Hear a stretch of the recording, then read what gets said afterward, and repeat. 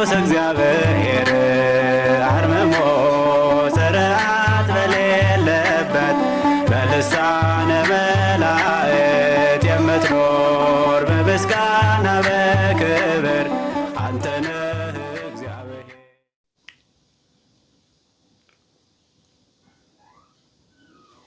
በስም አብ ወወልድ ወመንፈስ ቅዱስ አሃዱ አምላክ። ሆረ ኢየሱስ በትፍስሕት ውስተ ከብካብ። ኢየሱስ በአሕዛብ መካከል ድንቅ የሆነ ተአምር እያደረገ ወደ ሰርግ ቤት ሄደ። መዝሙር ዘሰንበት ከጥር 12 እስከ ጥር 18 ድረስ ባሉት ዕለታት ዕለተ ሰንበት ሲውል የዚህ ዕለት አገልግሎት ወይም የዚህ ዕለት ግጻዌ መዝሙር፣ መስባክ፣ ምንባባት፣ ቅዳሴ፣ ሰራዊትና ቅዱስ ወንጌል። እየተከታተላችሁ የምትገኙት የሰንበት ግጻዌ ጥር 17 የመስባክ ጥናት በቅዱስ እግዚአብሔር ቲዩብ ነው። አብራችሁን ቆዩ። መዝሙር ሆረ ኢየሱስ። መስባክ እስመ መምህረ ሕግ ይሁ በረከተ። የዕለቱ ምንባባት አንደኛ ዲያቆን ወይም ሠራይ ዲያቆን ዕብራውያን ምዕራፍ 2 ቁጥር 1 እስከ 11። ሁለተኛ ዲያቆን ወይም ንፍቀ ዲያቆን አንደኛ ዮሐንስ ምዕራፍ 5 ቁጥር 1 እስከ 13። ንፍቅ ካህን የሐዋርያት ሥራ ምዕራፍ 10 ቁጥር 34 እስከ 39። መስባክ እስመ መምህረ ሕግ ይሁ በረከተ ወየሐውር እምኃይል ውስተ ኃይል ወያስተርኢ አምላከ አማልክት በጽዮን። እስመ መምህረ ሕግ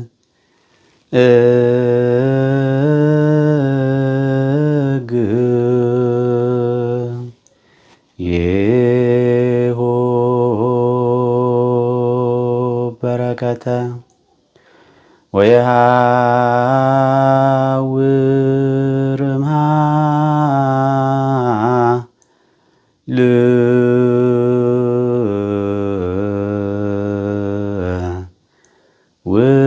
ውስተ ኃይል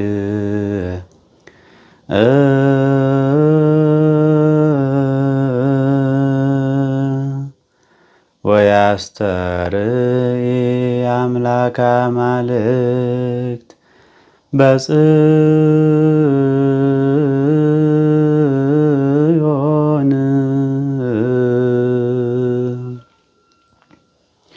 እስመ መምህረ ሕግ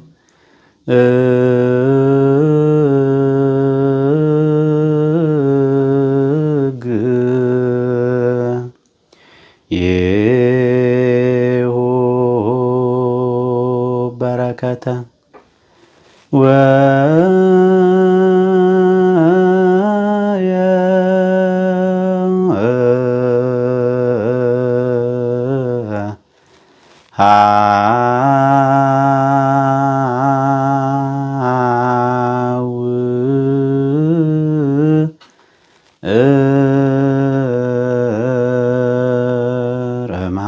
እምኃይል ውስተ ኃይል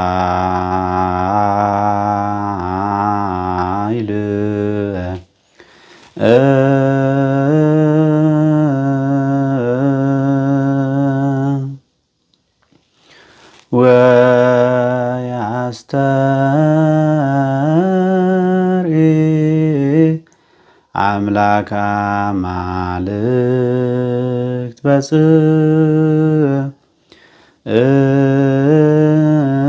በጽዮን። እስመ መምህረ ሕግ ይሁ በረከተ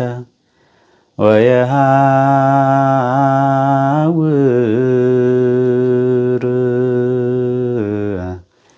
እምኃይል ውስተ ኃይል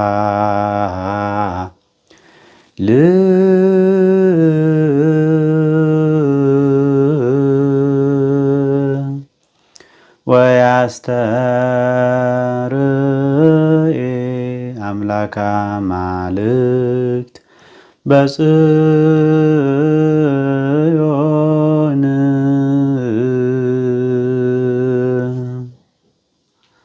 በዕለቱ በቅዳሴ መካከል የሚነበብ ቅዱስ ወንጌል የዮሐንስ ወንጌል ምዕራፍ 2 ቁጥር 1 እስከ 14። የዕለቱ ቅዳሴ ቅዳሴ ዲዮስቆሮስ።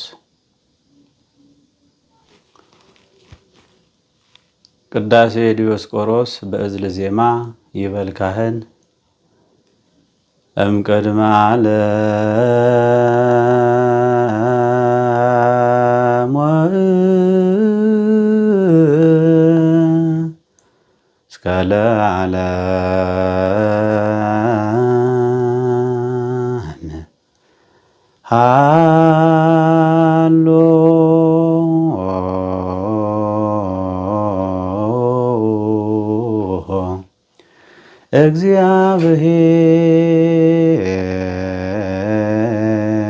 እግዚአብሔር በመንግሥቱ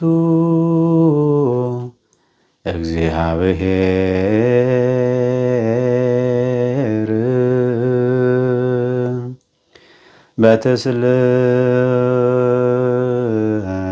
በትስልስቱ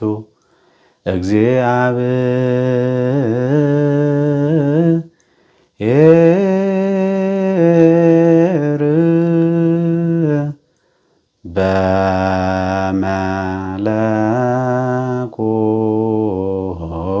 በመለኮቱ አንሶሰ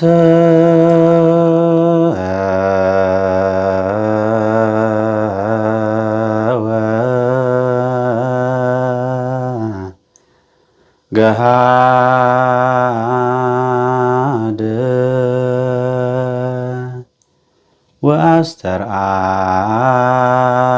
ወአስተርአየ ከመ ሰብእ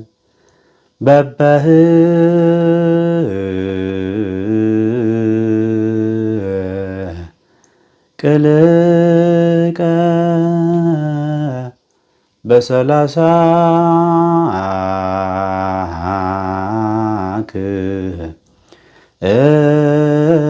ክረምት በዮርዳኖስ ተጠምቀ። ሰራዊት በእዝል ዜማ ሰራዊተ መላእክቲሁ ለመድኃኔ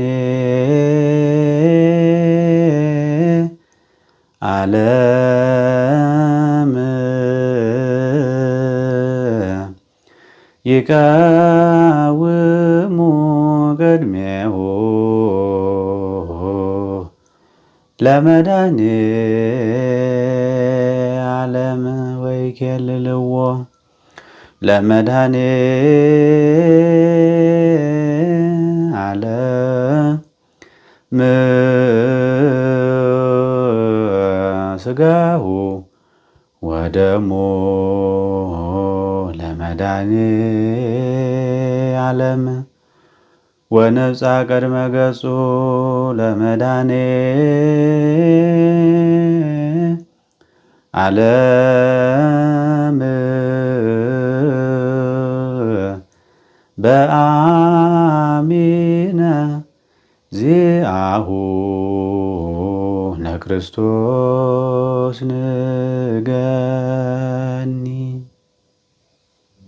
በስመ አብ ወወልድ ወመንፈስ ቅዱስ አሃዱ አምላክ። ልዑል አምላካችን እግዚአብሔር በምሕረቱና በቸርነቱ ጠብቆ እዚህ ዕለትና እዚህ ሰዓት ያደረሳችሁ የቅድስት ኦርቶዶክሳዊት ተዋሕዶ ቤተክርስቲያን ልጆች ሁላችሁም የእግዚአብሔር ሰላም ከሁላችሁ ጋር ይሁን። ወይንኪ አልቦሙ ወይን ጠጅ እኮ የላቸውም አልቆባቸዋል። በዚህ ርዕስ ተነስተን የምንነጋገረው በየዓመቱ ጥር 12 ቀን የሚከበረውን የቃና ዘገሊላ ታሪክ አጠር አድርገን እናያለን፣ እንመለከታለን። ይህን ታሪክ ከወንጌላውያኑ መካከል ወንጌላዊ ዮሐንስ ብቻ ጽፎት ነው የምናገኘው። እንግዲህ አምላካችን ኢየሱስ ክርስቶስ በመዋዕለ ሥጋዌው ያልቃኘው ማህበራዊ ጉዳይ የለም። የለቅሶ ቤቱን ቃኝቶታል፣ የሰርግ ቤቱን ቃኝቶታል።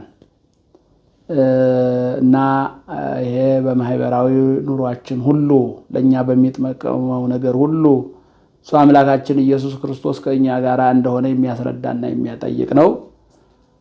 ያው 30 ዘመን ሲሞላው ወደ ዮሐንስ በማየ ዮርዳኖስ ተጠመቀ ነው የሚለው። እንግዲህ ከጥምቀቱ ጋር ተያይዞ የሚከበር በዓል ነው የቃና ዘገሊላ በዓል። የቃና ዘገሊላ በዓል ከ9 ንዑሳን የጌታ በዓላት መካከል አንደኛው በዓል ነው።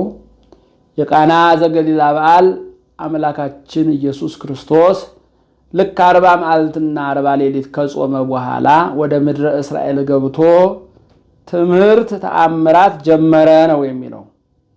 በዓሉ የካቲት ላይ ነው የሚውለው። ከ11 ጀምራችሁ ከጥር 11 ጀምራችሁ ስትቆጥሩ ያው 40 ቀን ከ40 ቀን ቆይታ በኋላ ወአመሳልስት ዕለት ተብካ በኮነ በቃና ዘገሊላ ነው የሚለው። ኢየሱስ ክርስቶስ 40 መዓልት 40 ሌሊት ጾሞ ከወጣ በኋላ በ3ኛው ቀን በቃና ዘገሊላ ሰርግ ሆነ ይላለች። የቃና መንደር አሁንም እንደ ናዝሬት ትንሽ መንደር ናትና በዚያ እንግዲህ ኢየሱስ ክርስቶስን ጠሩት ይላል በሰርጉ እንዲታደም። እናቱ ቅድስት ድንግል ማርያምን ጠሩ ይላል። ስለዚህ ቅድስት ድንግል ማርያም ከልጇ ከመድኃኔዓለም ከኢየሱስ ክርስቶስ ጋር በቃና ዘገሊላ በተደረገው የሰርግ ቤት ተገኙ። ሆረ ኢየሱስ ብሎ ገልጦታል ቅዱስ ያሬድ። ደግሞ ሆረ ኢየሱስ በትፍስሕት ውስተ ከብካብ ከቃና ዘገሊላው በዓል ቀጥሎ በሚውለው ቃና ዘገሊላ እሑድም ቢውል እንዲሁም ደግሞ በዘንድሮ እንግዲህ የቃና ዘገሊላ ማክሰኞ ነው የሚውለው። ቀጥሎ ባለው እሑድ ሆረ ኢየሱስ በትፍስሕት ውስተ ከብካብ ኢየሱስ ክርስቶስ በደስታ ወደ ሰርግ ቤት ተገኘ። በቅድሚያ በመጀመሪያ ደረጃ ኢየሱስ ክርስቶስ ሰርግ ቤት መገኘት ለምን አስፈለገው የሚለውን ስንመለከት እንግዲህ በኤዶም ገነት ጋብቻን የመሰረተ እርሱ ነው። ለአዳም ሔዋንን ለሔዋን አዳምን የሰጠ። አዳምና ሔዋን ምክረ ከይሲን በመስማታቸው በተለይም ሔዋን ምክረ ከይሲን በመስማቷ ጋብቻው ተበላሽቷል። ጋብቻው ርክሰት ገጥሞታል። ጋብቻው ምክክር መደማመጥ ጎሎታል። ስለዚህ ግዴታ የሰው ልጅ መገኛ ትልቁ ተቋም ጋብቻ ስለሆነ ትዳር ስለሆነ በኤዶም ገነት በምክረ ከይሲ በዲያብሎስ አማካኝነት ፈተና የገጠመውን ርክሰት የገጠመውን ቅድስና የጎደለውን መደማመጥ የጎደለውን መኮራረፍ የሰፈነበትን አዳም ሔዋንን ፊት ነሳት። ወቀሳ በዛባት። በአንቺ ምክንያት ከኤዶም ከገነት ወጣሁ ያለ ይወቅሳት እንደነበረ ያው ይተረካል ይነገራል። ስለዚህ ይሄን በኤዶም ገነት መኮራረፍ የገጠመውን ለ7 ዓመት ከ3 ወር ከ17 ቀን አዳምና ሔዋን በቅድስና አዳምና ሔዋን በንጽህና አዳምና ሔዋን ከእግዚአብሔር ጋር ኖረዋል። ከዚያ በኋላ ግን ስደት ገጥሟቸዋል፣ ጉስቁልና ገጥሟቸዋል፣ ውርደት ገጥሟቸዋል፣ ርክሰት ገጥሟቸዋል። ስለዚህ ይሄ ጋብቻ መቀደስ መባረክ ስለነበረበት የበረከት ጌታ የበረከት እናት ከሆነችው ከእናቱ ከቅድስት ድንግል ማርያምና ለዓለም ብርሃንነት ለዓለም ጨውነት ያዘጋጃቸው ከነበሩ በወቅቱ ምርጫ ደርሷቸው ጥሪ ደርሷቸው ከተከተሉት ከደቀ መዛሙርቱ ከቅዱሳን ሐዋርያት ጋር ተገኘ ነው የሚለው። መምህራኑ ምን ይላሉ? እናት ጠርቶ ልጅ ጠርቶ እናትን መተው አይቻልምና ስለዚህ ከእናቱ ጋር ዋለወት የእሙ ለእግዚእ ኢየሱስ ጌታችን የኢየሱስ ክርስቶስ እናት በዚያ በቃና ዘገሊላ በሰርግ ቤት ነበረች የሚለው። ድንግል ማርያም በሰርግ ቤታችን ትኑርልን። ድንግል ማርያም በሐዘን ቤታችን ትኑርልን። ድንግል ማርያም በሀገራችን ትኑርልን። ድንግል ማርያም በኑሯችን ትኑርልን። ዋለወት የእሙ ለእግዚእ ኢየሱስ የእሷ በልባችን መኖር የእሷ በቤተ መቅደሳችን መኖር የሚያጎልብን ነገር የለም። እሷ በቤታችን ስትኖር ትርፋማ ነው የምንሆነው። በሀገራችን ስትኖር ትርፋማ ነው የምንሆነው። በበረከቷ ስንታመን ትርፋማ ነው የምንሆነው። በቃል ኪዳኗ ስንታመን ትርፋማ ነው የምንሆነው። የቃና ዘገሊላው የሰርግ ባለቤት የቅድስት ድንግል ማርያም በቤቱ በሰርግ ቤቱ በደስታው መገኘት ሰርግ ቤቱ ሙሉ እንዳደረገለት የሚነግረን ታሪክ ነው የምንመለከተው። ወሐልወትየ ሙለ እግዚእ ኢየሱስ የጌታችን ኢየሱስ ክርስቶስ እናት ነበረች። ያው የሰው ዝግጅት እንዲያ ነውና አለቀ። ወይን ጠጁ አለቀ። ጭንቀታቸውን አነበበች ወላዲተ አምላክ ቅድስት ድንግል ማርያም። የኢትዮጵያን ጭንቀቷን ታንብብልን፣ መከራዋን ታንብብልን፣ ጉድለቷን ታንብብልን። ወይንኪ አልቦሙ አለች ወደ ልጇ ቀርባ፣ ሁሉን ቻይ ወደ ሆነው ወይን ጠጅ እኮ የላችሁም አልቆባቸዋል አለችና ከልጇ ከመድኃኔዓለም ከኢየሱስ ክርስቶስ አሳሰበች። ዛሬም ድንግል ወላዲተ አምላክ ቅድስት ድንግል የጎደለንን ነገር ታሳስብልን። ፍቅር የላቸውም እኮ፣ ሰላም የላቸውም እኮ፣ አንድነት የላቸውም እኮ ብላ ወላዲተ አምላክ ቅድስት ድንግል ማርያም የጎደለንን ነገር ለኛ ለኢትዮጵያውያን በተለይም ለቅድስት ኦርቶዶክስ ተዋሕዶ ቤተክርስቲያን ልጆች ታሳስብልን። ፍቅር ጎሎናል፣ አንድነት ጎሎናል፣ ሰላም ጎሎናል፣ መከባበር ጎሎናል፣ መቻቻል ጎሎናል። በዚህ ሰዓት ያልጎደልን ነገር የለም። ከጉድለታችን የተነሳ በጉድለታችን ሰዎች እየገቡ ጉድለታችንን እያሰፉብን ነው ያሉት። ስለዚህ በበረከት የምንታመንባት በቅዱስ ኤፍሬም ውዳሴ ቅድስት ሆይ ለምኝልን የምንላት የምንማጸንባት አምላክ ወላዲተ አምላክ ቅድስት ድንግል ማርያም ጉድለታችንን በምልጃዋ ታስሞላልን። ወብእሲቶ ምንትቤ ምስሌኪ እስመ አድኅ በጽሐ ጊዜሁ አንቺ ሆይ ከአንቺ ጋር ምን አለኝ ጊዜ ገና አልደረሰም አላት። እንግዲህ ይህንን ይዘው ሰዎች ምልጃዋን እንዳልተቀበለ ይናገሩ። በዚህ ዙሪያ ላይ ሰፊ የሆኑ ምራነ ቤተክርስቲያን ሀተታም ትርጓሜያትም መጻሕፍትም ጽፈዋል። ይህንን ያለበት ቃሏን የማቃለል የመናቅ ያለመቀበል ሳይሆን የአክብሮት እንደሆነ እንቺ እናቴ ወይ ከስጋሽ ስጋ ከነፍስሽ ነስቼ አንቺ ያልሽኝ ላደርግልሽ ልፈጽምልሽ ነው እንጂ ላልፈጽምልሽ ከአንቺ ጋር ምን አለኝ እንዳላት እንመለከታለን። ሌላው አማናዊ ወይን የሆነውን ይሄ ጊዜያዊ ወይን ነው። የቃና ዘገሊላውን የዶኪማስን ቤት ችግር ብቻ የሚፈታ ነው። የዓለምን ችግር የሚፈታ ወይን በቀራንዮ አደባባይ የሚፈስበት ጊዜው ገና ነው ብሎ እግረ መንገዱ የቀራንዮን ጉዞ አማናዊ ወይን ሆኖ ስቴ ሕይወት ሆኖ ወይናዊ ሕይወት ሆኖ የሚሰጥበትንም ጊዜ ያመለከታት እንደሆነና እንደነበረ መጻሕፍት መተርጉማን ይነግሩናል፣ ያስተምሩናል። እንግዲህ በሐሳቡ በድርጊቱ እንደተግባቡ የሚያስረዳው ወዲያው ይሄን ሲላት እርሱ መቼን ቃል ይሰማና ምን እንግዲህ ምን አደርጋለሁ ብላ አኩርፋ ተቀመጠች አይደለም የሚለው። ተቀበላትም ቢሆን እንደዚያ ነው የሚሆነው። በቃ ነገሬን አቃልሃል ይሁን ግድ የለም ብላ አንድ እናት አኩርፋ ነው የምትቀመጠው። ካንቺ ጋር ምን አለኝ የግልምጫ ቢሆን ያለ መግባባት ቢሆን። እሷ ግን ምንድነው ያለ ኩሎ ዘይቤለክሙ ግበሩ የሚላችሁን አድርጉ አለች። ተግባብተዋል ማለት ነው። ያልተግባባ ነው እኛ ነን፣ ያልተደማመጥ ነው እኛ ነን፣ ያልተናበብ ነው እኛ ነን። በእናትና በልጁ መካከል መናበብ አለ፣ መግባባት አለ። የእናቱ ጥያቄ ገብቶታል፣ የልጇም ንግግር ገብቷታል። በእናትና በልጅ መካከል ገብተን ጠብ ለመፍጠር ልጇን አልተቀበለም ለማለት የምንጥር እንረፍ፣ ወደ ልባችን እንመለስ። ኩሎ ዘይቤለክሙ የሚላችሁን አድርጉ አለ። ወዲያው መጡ አስተናጋጆቹ። እነሆ ጋኖች እንዲያጠሩ፣ እንዲያጥቡ፣ እንዲያነጹ አዘዛቸው። ወደ 6 ጋኖች አጥዋ ውሃ ሞሏቸው አለ። ባዶ የሆኑትን ጋኖች ውሃ ሞሏቸው እስከ አፋቸው። በሉ ቀርታችሁ ስጡ አለ ላሳዳሪው።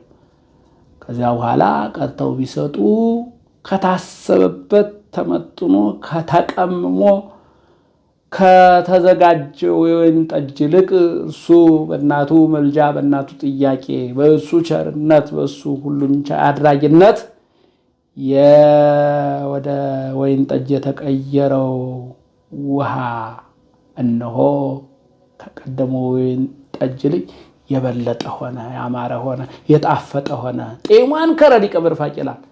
ያም የቤቱ ዋናው ሊቀ መርፋቁ የሰርግ ቤቱ ዋናው ኃላፊ ቀምሶ አደነቀ። አቅደምከው አስተዳድርከ አለው ይላል። ምን ነው መናኛውን አስቀድመ መልካሙን ነገር አዘገየ ይላል። መልካሙ የሆነው ነገር ቢዘገይብንም ፍጻሜያችንን ያሳምርልናል። ለምን ዘገየ አንበልም። ዋናው መናኛውን ነገር ከላያችን ላይ አርቆ ጣፋጭ ሆነውን ነገር እሱ የድንግል ማርያም ልጅ መድኃኔዓለም ኢየሱስ ክርስቶስ እንዲያደርግልን እንዲያከናውንልን ነው። እንግዲህ ወዝንቱ ቀዳሜ ተአምር ነው የሚለው ይሄ መጀመሪያው ተአምር ነው። እንግዲህ እስከ 30 ዘመን የቆየው ያደርገው የነበረ በሕፃንነቱ ያደርገው የነበረ ተአምረ ኢየሱስ የተባለው መጽሐፍ ተጽፎ እናገኘዋለን። ይሄ ግን ከጥምቀት በኋላ ከጾም በኋላ ከሕዝብ ጋር በይፋ አገልግሎቱን ከጀመረ በኋላ የ3 ዓመት ከ3 ወር ቆይታውን ከሕዝብ ጋር የነበረውን ግንኙነት ሲጀምር የመጀመሪያው ተአምር ዕውር ከማብራት፣ ለምጽ ከማንጻት፣ ሙትን ከማስነሳት፣ ጎባጣ ከማቅናት፣ ኅብስት ከማበርከት አስቀድሞ ያደረገው በወንጌል የተመዘገበው በዮሐንስ ወንጌል የተጻፈ ቀዳሜ ተአምር ተብሎ ተመዝግቧል።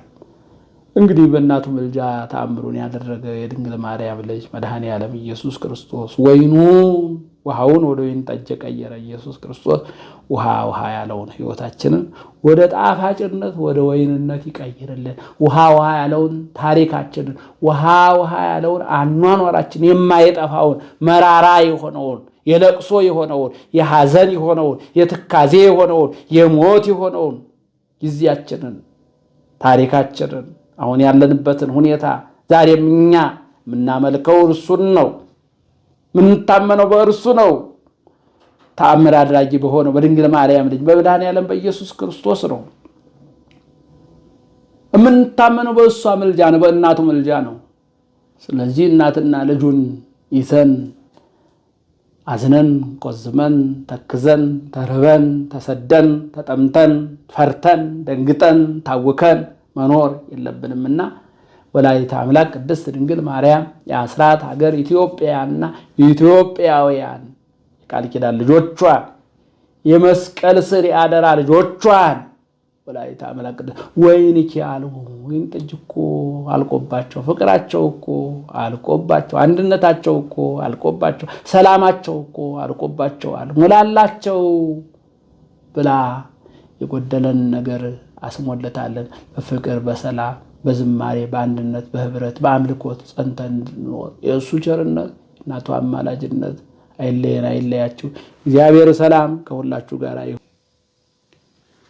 ቤዛነ ተስፋነ ወልደ አምላክ ቤዛነ ተስፋነ ወልደ አምላክ ወለማይኒ ረሰዮ ወይነ ወለማይኒ ረሰዮ ወይነ ወለማይኒ ረሰዮ ወይነ ወለማይኒ ረሰዮ ወይነ ቤዛነ ተስፋነ ወልደ አምላክ ቤዛነ ተስፋነ ወልደ አምላክ ወለማይኒ ረሰዮ ወይነ ወለማይኒ ረሰዮ ወይነ ወለማይኒ ረሰዮ ወይነ ወለማይኒ ረሰዮ ወይነ ቤዛነ ተስፋነ ወልደ አምላክ ቤዛነ ተስፋነ ወልደ አምላክ ወለማይኒ ረሰዮ ወይነ ወለማይኒ ረሰዮ ወይነ ወለማይኒ ረሰዮ ወይነ ወለማይኒ ረሰዮ ወይነ ቅዱስ እግዚአብሔር አርምሞ ስርዓት በሌለበት በልሳነ መላእክት የምትኖር